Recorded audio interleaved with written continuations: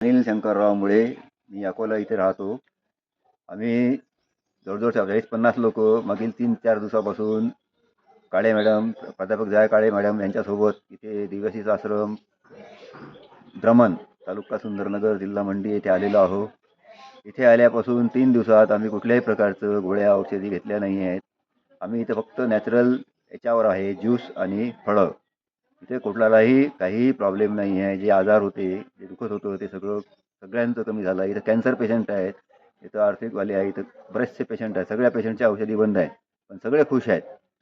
हे अतिशय चांगलं एक हे सिस्टीम आहे आपलं आरोग्य चांगलं ठेवण्यासाठी. याच्यामध्ये सगळ्या लोकांनी जर सहभाग घेतला तर चांगलं होईल भविष्यात. औषधी विरहित घर किंवा औषध विरहित व्यक्ती असं करता येईल आपल्याला. आपल्याच हातात आपलं आरोग्य आहे. लक्षात ठेवा, करायचं काहीच नाही आहे, कुठंच काही नाही करायचं. तुम्हाला तुमच्या घरी बसून तुम्हाला करता येते.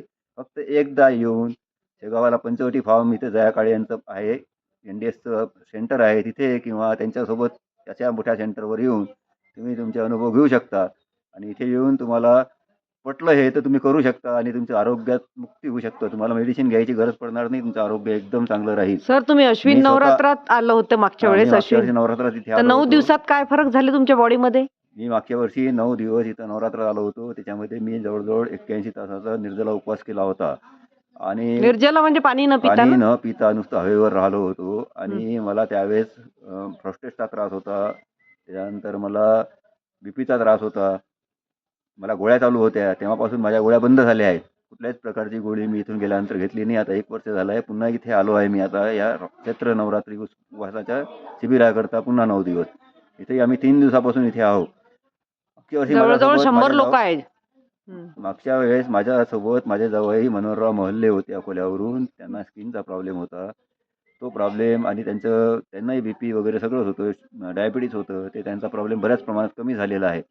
त्यांनाही फरक पडलेला आहे आणि ते हे फॉलो करून राहिले आहेत चांगल्या प्रकारे.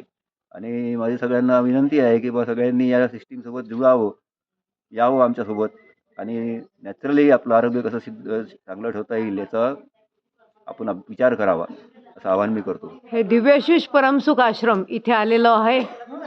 आनंदी माचा आश्रम आहे. आणि आता सरांनी, शिवाजी कॉलेजचे प्राध्यापक अनिल मुळे सरांनी आपला अनुभव सांगितला आहे. इतरही लोक आपला अनुभव सांगतील. अतिशय सुंदर अशी ही जागा आहे आणि हे पार्वतीचं माहेरघर आहे.